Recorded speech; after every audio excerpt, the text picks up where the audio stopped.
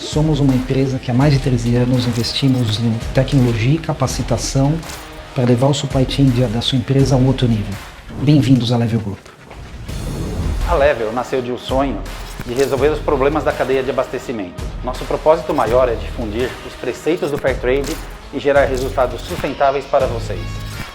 Nosso time de soluções e tecnologia é altamente especializado na transformação digital dos processos de supply chain. Você prioriza o seu negócio e nós cuidamos da gestão dos seus serviços, garantindo a continuidade e a eficiência das suas operações. Nossos profissionais são especializados e continuamente capacitados para garantir a melhor compra e o compliance da sua organização. Então, se você pensa em supply chain, a Level sempre terá uma solução para atender. Somos o One Stop Shop.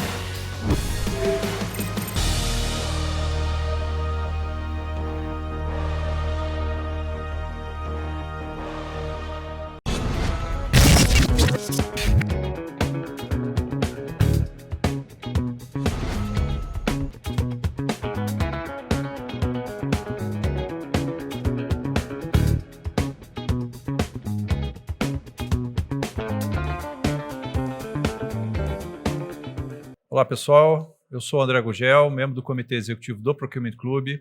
Bem-vindo a mais um Papo de Comprador.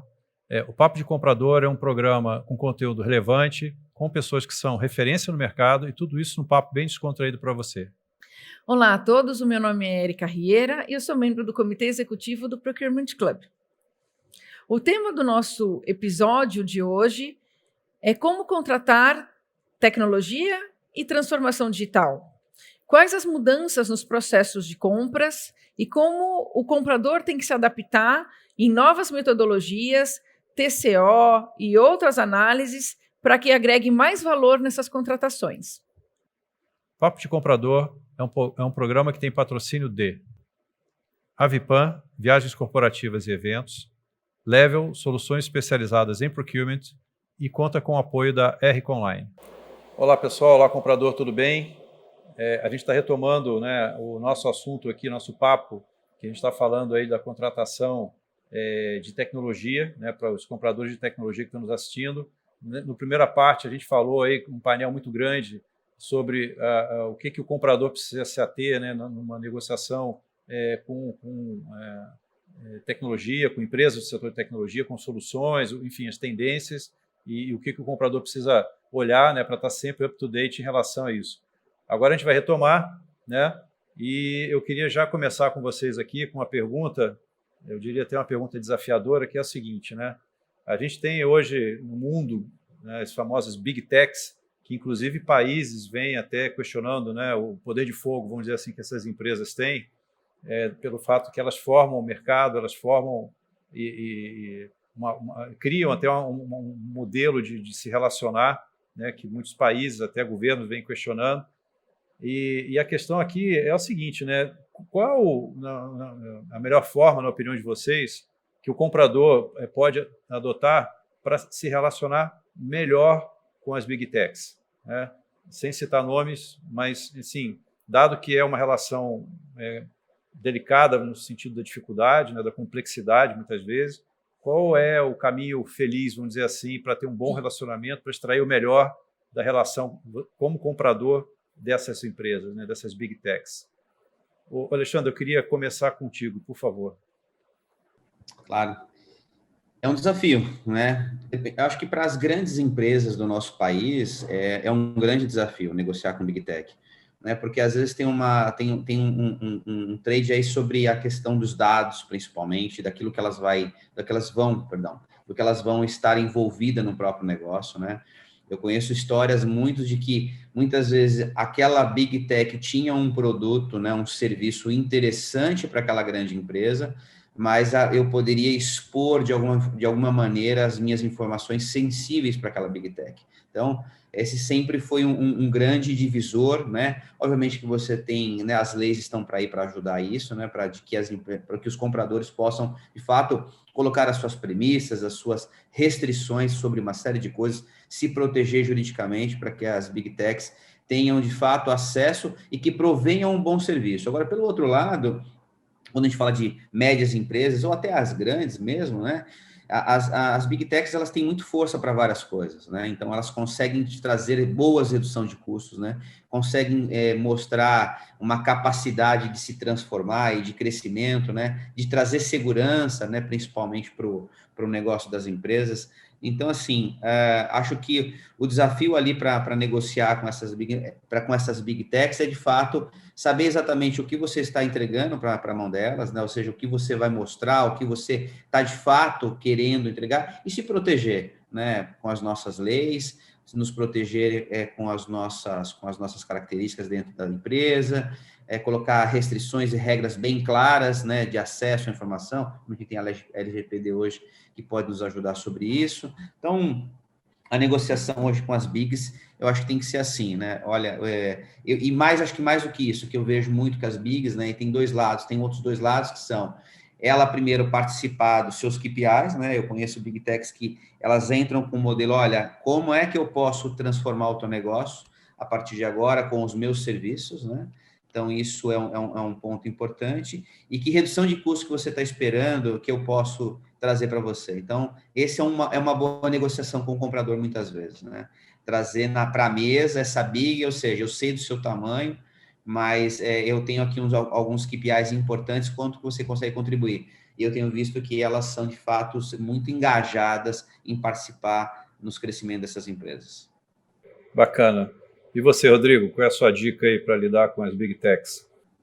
Da minha perspectiva, eu acho muito importante que o comprador, de repente, use a figura de um parceiro de negócios, né? Alguém que trabalha com a Big, para intermediar esse contato, né? Puxando até um pouco a sardinha aqui para o nosso lado, né? A FNC, ela é parceira, por exemplo, das principais empresas do mercado. E a gente consegue facilitar muito a vida do comprador, porque muitas vezes essas bigs, elas não atuam mais diretamente, né? A força de venda delas é muito pequena, então elas contam mesmo com a rede de parceiros.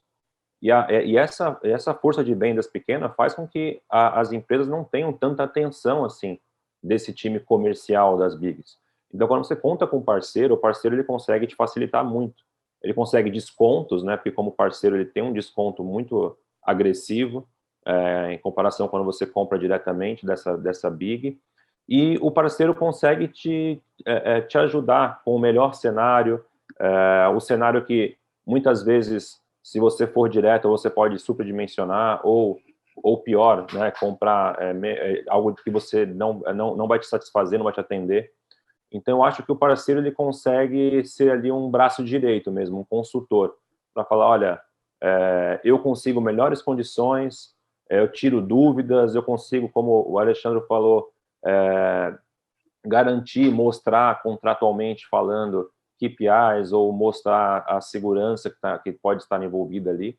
Então, a minha dica é que o comprador ele use essa rede de parceiros, né? Ele não vai pagar mais caro por isso, pelo contrário, ele vai ter descontos e ele vai ter alguém em quem ele possa confiar para ajudá-lo ali a pensar qual que é a melhor solução entre essas bigs. Legal, obrigado, Rodrigo. Fulano, suas dicas. Bom, assim, concordo plenamente com os meus colegas. Eu acho que realmente esses dois são caminhos, entendeu, muito claros. Então, realmente utilizar os parceiros, porque eles vão acabar facilitando o seu relacionamento com as Big Techs. Mas, assim, se eu puder adicionar, porque a relação com a Big Tech ela é muito voltada ao pecado, vamos colocar assim. Em que sentido? Ela tem realmente coisas muito boas, como a segurança, como disse o Alexandre, né? Você tem ali uma matriz de soluções, entendeu, disponível, que vai resolver o seu problema e você vai ter segurança no provimento da solução, né? Você vai estar seguro em relação àquilo tudo que você está adquirindo junto a uma Big Tech. A gente vai entrar especificamente em provedores específicos, mas geralmente é essa a situação. Mas, do outro lado, ele tem um poder de mercado muito forte, né? E isso acaba, de alguma forma, retirando alternativas do comprador. Então, como é que ele ganha alternativas, na minha opinião? A principal forma dele ganhar alternativa é, indo muito na linha do que o Rodrigo comentou, você tem que trazer realmente a Big Tech próximo e você tem que mostrar o seu desafio, né? Porque muitas vezes você, sei lá, compara... Toda empresa tem um concorrente, então acho assim, a gente tem que estabelecer isso claramente. Pô, o fato dela ter um poder de mercado muito forte significa que ela não tem concorrente? Não. A Microsoft tem concorrente, uma Sun Systems tem concorrente, uma Google tem concorrente, todo mundo tem concorrente. Então, você pode entender nessa sua grande matriz, entender como é que essa concorrência está estabelecida. Só que, algumas vezes, movimentos não se justificam, né? Então, é muito melhor você investir na parceria com aquela Big Tech que está, de repente, entendeu? Te provendo serviço naquele momento, e você expor o desafio ao qual você está submetido, né, do que você tentar uma negociação de confronto. Porque você pode até trazer um concorrente e você pode até ir por uma migração, mas existe um percentual ali de ganho, entendeu? Que vai ter que justificar um esforço em escala dentro da empresa. Porque, geralmente, quando você lida com a Big Tech, você está falando de bases do provimento da sua solução, de como a empresa opera, muitas vezes, né? Então, você tem que ter um ganho muito significativo numa migração com a concorrência para você justificar esse tipo de esforço internamente. Então, trazer a Big Tech através de parceiros, ou ela diretamente, aí vai depender de como você está com o seu relacionamento estabelecido, para ela que entenda os seus desafios ano a ano, seus desafios de orçamento, agregar mais valor e, de repente, entendeu, não alterar tanto o seu preço, e esse agregar de valor gerar algum ganho que você tem condição de demonstrar à empresa que está efetivamente acontecendo. Então, você precisa realmente ter informação, estar próximo e desenvolver um relacionamento para que ele não seja predatório em função do poder da Big Tech, né? Então, como eu disse, é uma relação voltada ao pecado, porque estabelecer esse limite perfeito e esse equilíbrio, entendeu, que seja realmente bom para ambos, depende muito da habilidade do comprador, na minha opinião.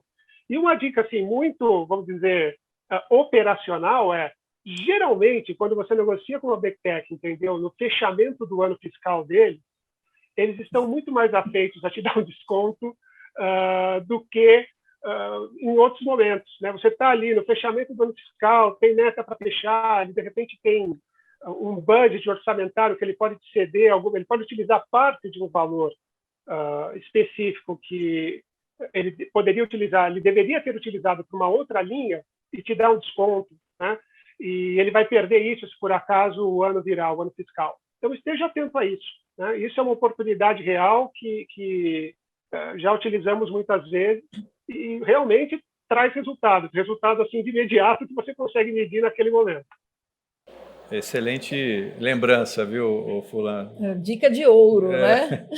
Mas olha, eu só queria incluir um ponto aqui, né, que em geral, e aí,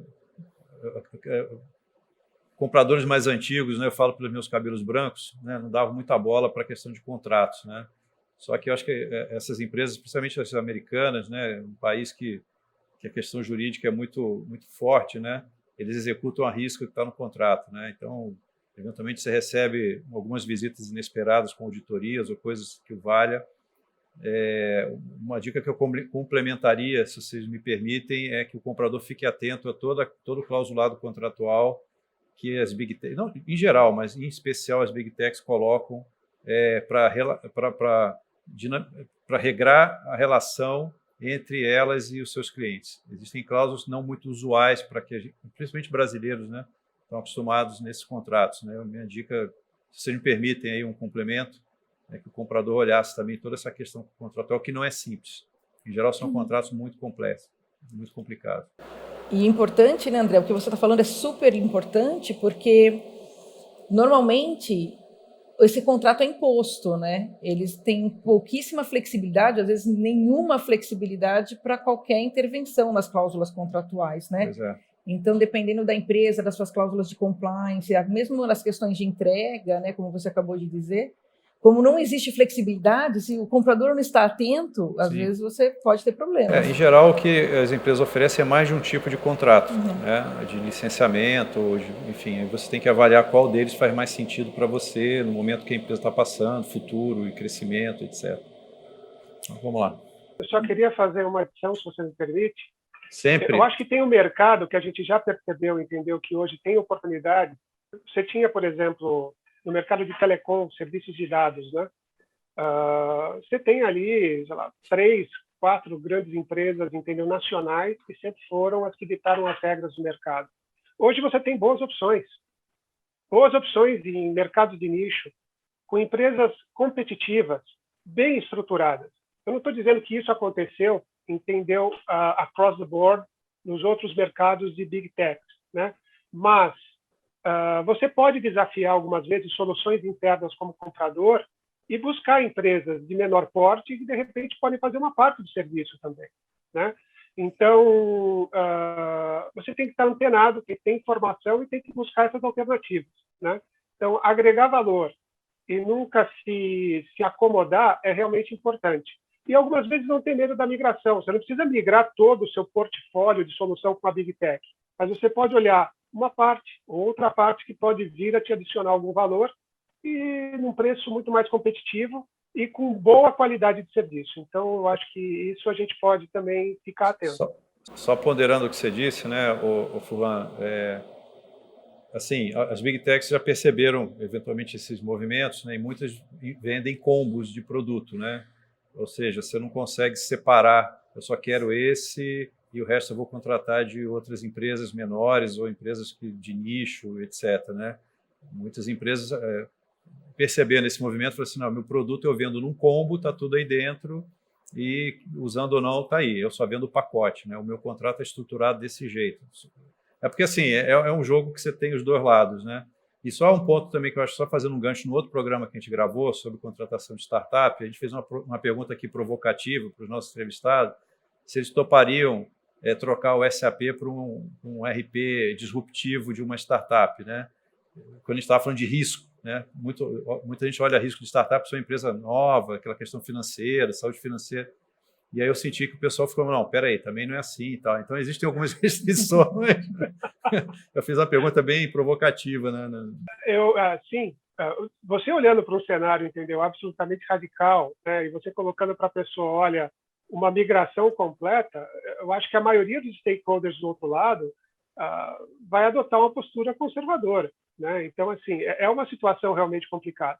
Mas indo um pouco sobre essa questão do combo que você conversou, que você colocou, que realmente acontece, muitas vezes uma solução que você pode adotar e que ela é funcional, não é você não contratar, é lógico, você tem que avaliar onde existe essa alternativa, onde existe essa possibilidade. Mas você, em alguns casos, o que chegamos a fazer, a gente não deixa de contratar aquela solução dentro do pacote, como ele está colocando, mas não significa que ela será a minha solução. É como se ele tivesse, entendeu, um playground, e lá tem vários brinquedos. E você fala, você pode entrar e você vai usar todos os brinquedos, mas tem alguns brinquedos que você não vai conseguir usar com tanta frequência. Sim. E esses brinquedos, ele tem acesso, mas ele não vai utilizar com tanta frequência aquele brinquedo, porque você já dividiu com outro grupo de crianças, entendeu? Então, assim, tem formas de você estruturar uma solução para isso. É lógico, tem que se avaliar caso a caso, mas já tivemos oportunidade de fazer isso também, entendeu? Agora, você foi sacana nessa pergunta do Sato, porque aí realmente você coloca as pessoas numa situação... Né? Lembra daquela máxima? Nunca ninguém foi despedido por contratar a IBM? É a mesma situação, é muito complicado. Bom, gente, a gente está indo para a nossa última pergunta, né? A gente está chegando ao final aí do nosso episódio sobre contratações de tecnologia. E eu queria, então, ouvir um pouquinho de vocês, já entrando nas considerações finais, né? Arrematando aí a questão dos skills dos compradores, né? Como vocês imaginam, né, que seria o futuro do comprador de TI? A gente já está num momento que a gente já não chama mais comprador de TI, né? Já chama comprador de digital, né? E quais seriam esses skills? E até dos atuais compradores e também para compradores que hoje não compram tecnologia nem digital e que precisam e que gostariam de migrar, né, para essa área. E eu queria começar por você, Rodrigo. Legal. É engraçado, né, que a gente pode conversar com qualquer segmento, né? Às vezes eu estou fazendo uma palestra para a área de educação, às vezes na área de health, e a pergunta é sempre a mesma, né? Qual que é o futuro do professor? Quais são os skills que o professor tem que ter no futuro? Então é sempre muito parecido, né? E a resposta sempre é a mesma. Eu acho assim, você não precisa ser um especialista, né, em tecnologia, você não precisa conhecer profundamente ali, como disse o Furlan em outra pergunta, o bit byte, mas você tem que estar aberto à mudança, você tem que estar aberto a entender que hoje você precisa conhecer as tendências, você precisa conhecer as novas tecnologias, você precisa conhecer os termos que são utilizados, você precisa estar mais próximo disso. Então, não adianta você achar que basta você ser um bom negociador, que você não está comprando mais caneta, né, como a gente fala. Você está comprando realmente algo que é diferente, que tem muitas variáveis. Então, eu acho que esse novo skill, né, do comprador, ele passa por isso. Ele precisa necessariamente ter mais familiaridade com os termos usados em tecnologia. Ele precisa entender o que é uma contratação em nuvem, ele precisa entender como você compra, por exemplo, inovação, né? Lá na página da FNC a gente tem um treinamento só sobre isso para compradores. Como que você compra inovação hoje? Tem muitas formas diferentes. Você pode comprar um projeto turnkey, você pode comprar um projeto no qual você aporta uma quantia inicialmente, depois paga como serviço o resto, ou você pode, de repente, já pagar como serviço desde o início e não aportar nada no começo. Então, tem muitas formas diferentes de você comprar inovação. Você pode comprar inovação porque a sua área demandante já tem um escopo pré-definido. Muitas vezes, a sua área demandante não tem um escopo pré-definido, então você tem que comprar de uma empresa o trabalho de ideação, né, de criação do projeto. Então, tem muitas formas diferentes de se comprar inovação que há 10 anos atrás não existiam, né? Então, você tem que estar atento, você tem que estar aberto a entender quais são as mudanças que o mercado está lhe impondo.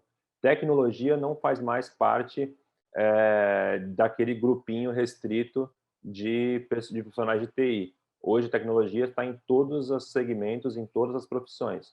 Então, a minha dica seria: esteja aberto, estude e, novamente, esteja mais próximo sempre das áreas demandantes para você entender o que eles pensaram, o que eles imaginaram e, principalmente, qual é o objetivo da área demandante quando ela te demanda alguma coisa. Excelente, obrigada, Rodrigo. E você, Alexandre? Quais seriam as suas dicas aí para o comprador de TI e outros do futuro? Então, eu acho que sim. A primeira é se passar a sair de uma relação passiva para uma relação ativa, né? Mais do que estudar.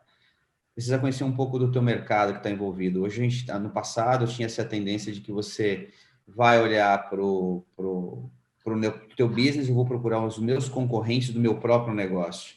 Na verdade, eu tenho que começar a olhar os novos concorrentes, aos estranhos ao meu mercado, né? Eu preciso me aproximar das startups. Tem muitas startups que têm produtos excelentes e serviços excelentes que trazem novas e que aceleram o negócio, né?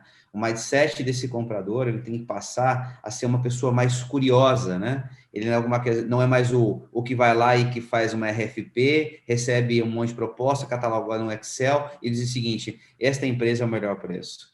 Ele precisa, de fato, avançar, conhecer, se interessar, procurar startups, ou seja, se o meu negócio é uma indústria, que tipo de startup ronda o meu negócio, tipo de negócio que eu posso trazer, ou seja, eu tenho que tomar uma posição estratégica dentro da empresa, eu tenho que ser o braço direito do CEO, né? Eu tenho que mostrar de que a partir de agora, esta minha área comprando bem e comprando algo, coisas diferentes, pode alavancar. A gente tem um caso bem interessante, que inclusive é da mesma pessoa. Eu conheci, ele era um coordenador de um banco, do Bank Boston, anos depois, e nessa cabeça de estratégia, ele virou um executivo global da Ambev, na Suíça, e hoje ele é vice-presidente de uma das maiores empresas de alimentos do mundo, né? Focado em áreas de compras, né? E o segredo dele, ele é um grande amigo meu, o segredo dele é assim, ser um cara estratégico, de fato levando uma proatividade para a empresa. De que maneira eu tenho visto isso? E aí, quando ele falava isso para mim, foi quando ele me procurou para a gente falar sobre soluções de meios de pagamento para uma indústria de alimentos, né? Ou seja, o que tem no final do dia, a gente está procurando exatamente outras coisas para uma empresa de alimento. E ele foi tentar entender de que maneira as nossas soluções de meios de pagamento poderia acoplar nesta indústria.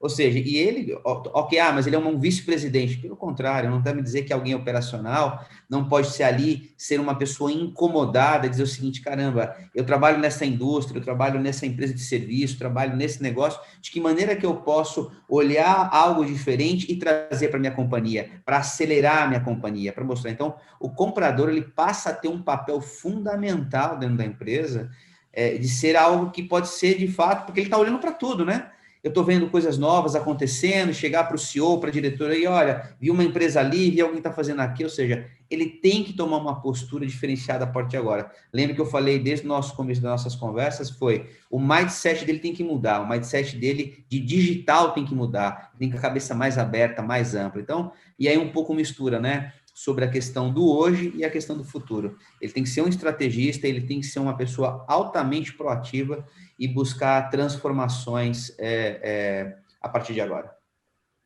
Excelente, obrigada, Alexandre. E você, Forlan, quais são as suas dicas aí para os compradores? Vai muito na linha do que os colegas disseram.